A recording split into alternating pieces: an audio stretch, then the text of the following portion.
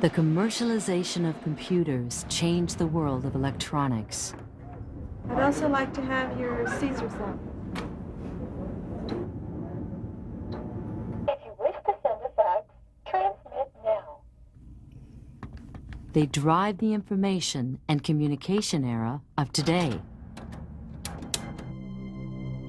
Inside these machines, we find the integrated circuits which make commercial computers possible.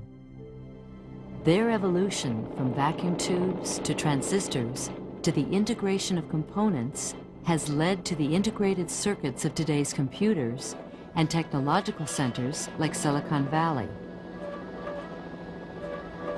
It all begins with the growth of pure semiconductor crystals, usually made of silicon, an element found in the Earth's crust.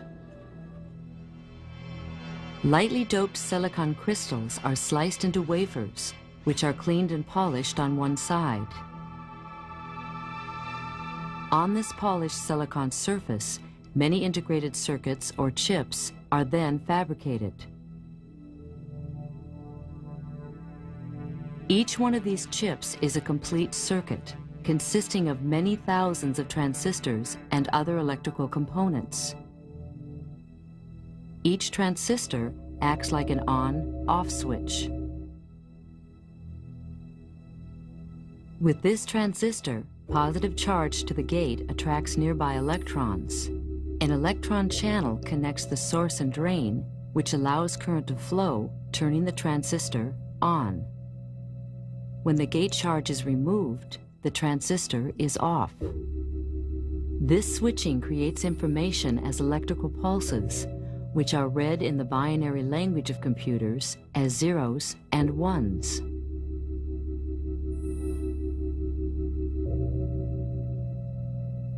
There are several major types of transistors. Some of these transistors are grouped to create tiny circuits called logic gates.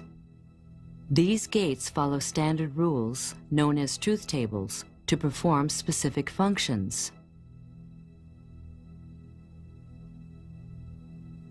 The inverter or NOT gate, for example, automatically changes the input to its opposite.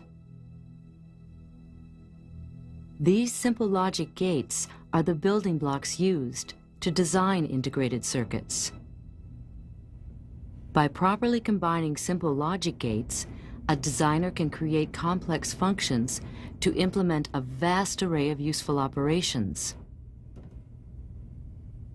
As semiconductor technology has developed, the number of components and the complexity of integrated circuits have drastically increased. Today's circuit designs require advanced computers and specialized software to help a designer complete a design without errors.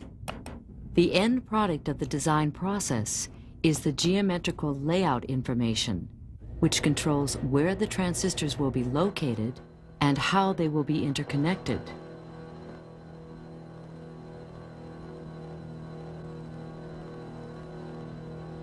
These layouts are then fabricated on silicon by doping specific regions of the silicon surface through a series of repetitive steps, such as patterning, deposition, and etching. After the wafers have been fabricated, they move on to testing and packaging.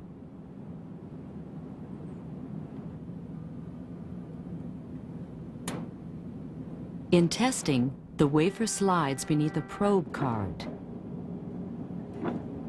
Thin metal probes make contact with each pad on the circuitry, testing the flow of electrical current. A computer keeps track of which circuits have failed.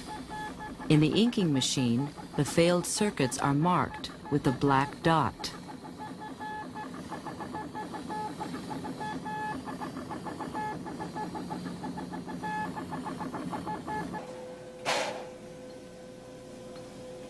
Wafers are mounted on sticky mylar tape to keep them intact as the individual circuits are separated.